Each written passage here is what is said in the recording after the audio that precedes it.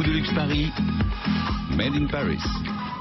Gilles Lian, bonjour. Bonjour. Vous êtes le fondateur et dirigeant d'Opéra Galerie, donc de retour en grande pompe dans la capitale. Elle est déjà, parce qu'elle est déjà ouverte depuis une quinzaine de jours. L'inauguration en grande pompe, ce sera le 17 avril prochain. Vous étiez déjà présent à Paris, du côté de la place Vendôme. Oui, effectivement. Donc nous avions une galerie à Paris depuis une vingtaine d'années. On était installé rue Saint-Honoré, place Vendôme. Et l'immeuble avait été racheté par un groupe de luxe, par LVMH, donc il y a 2 ans. Et on a déménagé maintenant depuis 3 mois au 62 rue du Faubourg Saint-Honoré. Un très très bel espace. 1000 mètres carrés sur 2 niveaux. 1000 mètres carrés, 2 niveaux, une terrasse de 200 mètres carrés, une très grande vitrine. Voilà, donc on va faire la petite visite dans un instant. Simplement, Gilles Lian, vous aviez ouvert à Paris il y a quelques années, mais vous aviez, vous disiez depuis une vingtaine d'années, vous aviez commencé par Singapour, cette histoire d'Opéra Galerie. Comment ça se fait? Absolument. Donc on a démarré l'activité donc Opéra Galerie à Singapour il y a 20 ans.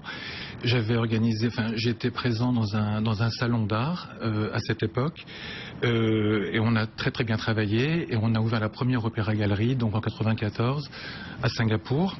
Donc moi je suis résident moi-même à Singapour depuis maintenant environ une quinzaine d'années et ensuite on a ouvert donc pas mal, on a ouvert une douzaine d'espaces. On a ouvert la galerie de Paris, place Vendôme donc en 95. Sur une petite superficie d'environ 50 mètres carrés au rez-de-chaussée. Et on s'est développé ensuite à partir de l'année 2000 où on a ouvert environ une galerie par an. C'est un véritable réseau sur les 4 continents aujourd'hui. Absolument, oui, voilà. On a 4 galeries importantes en Europe, on a 5 galeries importantes en Asie, on a installé aux États-Unis, on est installé aussi dans le Middle East, à Dubaï, donc on a 12 galeries maintenant à travers le monde. Et ce n'est pas fini. L'enseigne Opéra Galerie. Et ce n'est pas fini. Justement, l'enseigne Opéra Galerie, quelle est sa spécificité? Vous êtes un petit peu un trublion, si j'ose dire, dans le monde de l'art. Votre idée, c'est on fait du XXe siècle, on fait tout le XXe siècle, et on fait un petit peu un cabinet de curiosité qui mélange tout ça. Absolument, c'est vrai. Donc on a un concept qui est un petit peu différent de pas mal de galeries. On a un petit peu à part. C'est-à-dire que le concept qu'on a, c'est un concept. On est installé toujours dans des endroits à proximité des marques de luxe. Donc on est installé à Londres. Donc vous n'êtes pas dans le quartier des galeries. Vous assumez le côté marchand. Absolument. Finalement, totalement. On assume le côté marchand.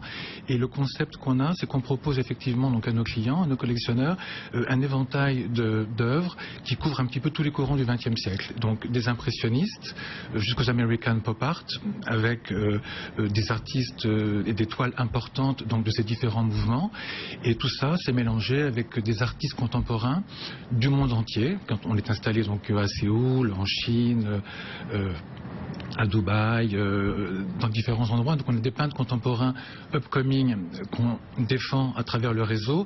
C'est mélangé avec des toiles importantes donc d'artistes contemporains de ces différents pays.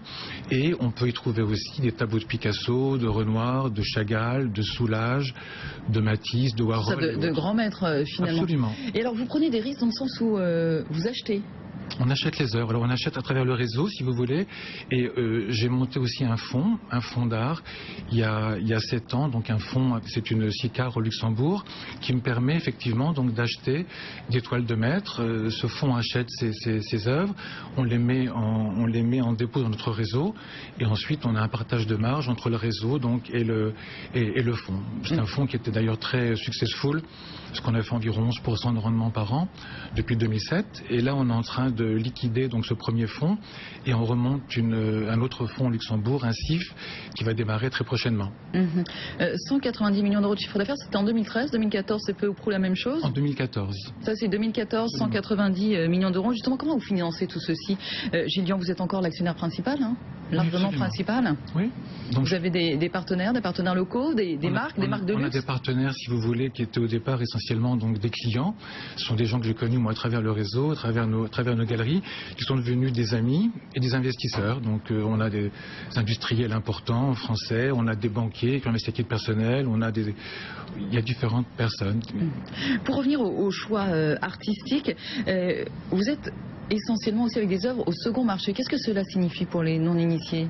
Un second marché, si vous voulez, c'est-à-dire qu'on a des œuvres effectivement de Chagall, Miro, Picasso, Soutine, Andy Warhol, des artistes qui sont morts, donc forcément on achète ces œuvres au second marché.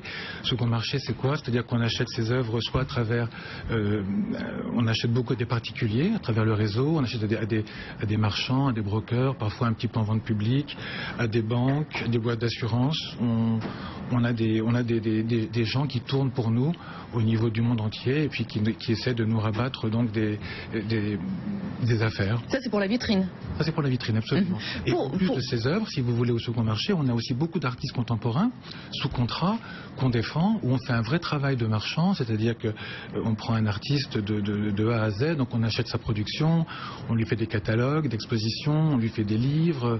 On a 2 personnes dans le réseau qui s'occupent uniquement de vendre des œuvres d'art à des fondations donc, ou à des musées. On fait beaucoup de shows muséaux, essentiellement en Asie.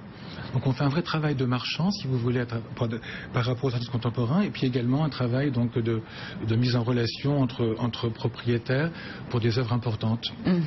Qu'est-ce qu'on va voir là du coup qu'est-ce qu'on voit en ce moment donc à la nouvelle Opéra Galerie du 62 Faubourg Saint-Honoré? Alors en ce moment donc on va voir un petit peu ce qui représente Opéra Galerie, c'est-à-dire donc des artistes contemporains du monde entier, des artistes coréens, chinois, américains, sud-américains, français, des artistes importants, comme Pierre Soulages par exemple, comme Xu Teixun, un artiste chinois, et avec également, on va présenter pour cet opening qui aura lieu donc le 16 avril, des œuvres importantes donc de Renoir, de Chagall, de Picasso, de Miro, de Matisse, Modigliani.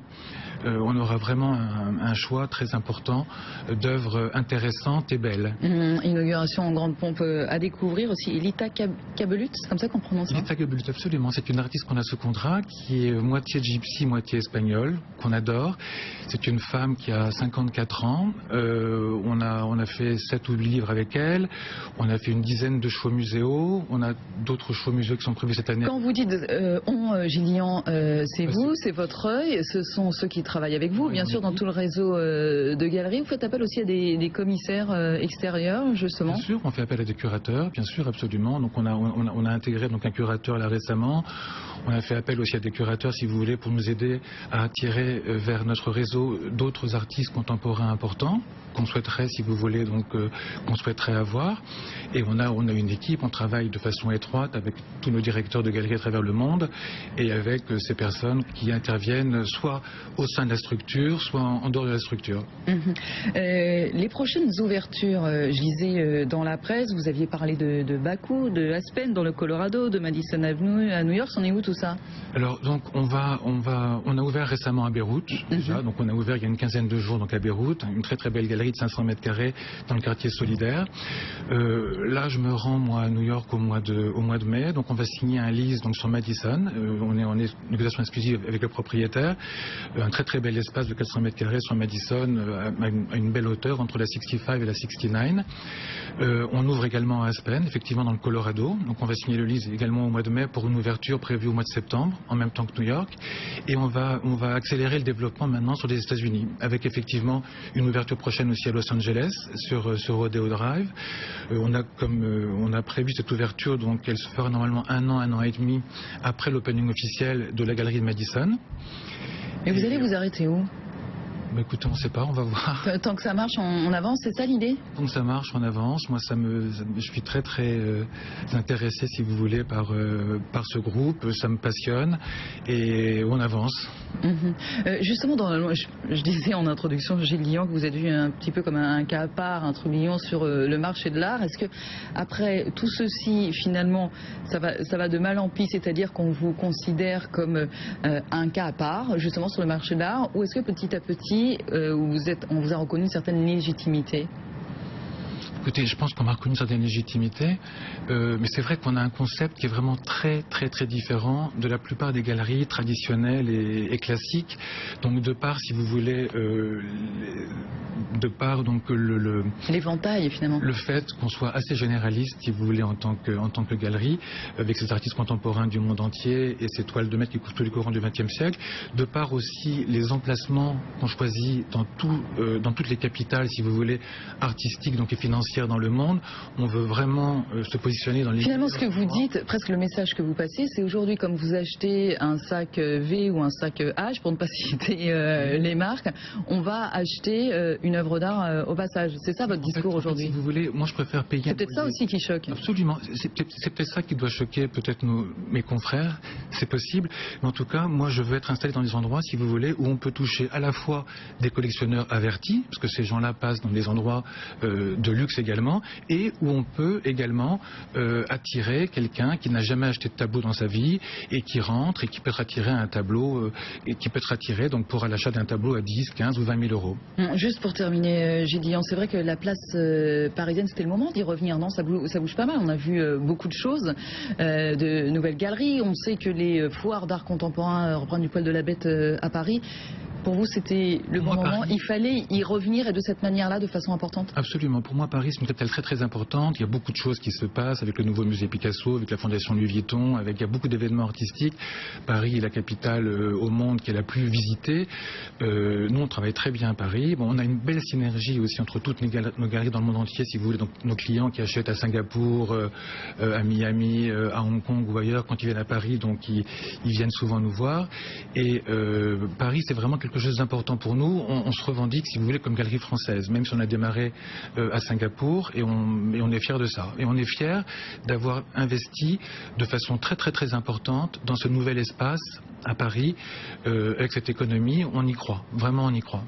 C'est tout ce que l'on vous souhaite, Gilles Dion, fondateur et dirigeant d'Opéra et Galerie. On rappelle donc 62 Faubourg Saint-Honoré. Merci beaucoup à vous. Allez, la petite pause gastronomique. Emmanuel Rubin vous offre le repas et nos artisans du jour vous offrent la petite douceur avec le café. On commence donc avec Emmanuel Rubin, de couvert aux tablettes de Jean-Louis Nomikos.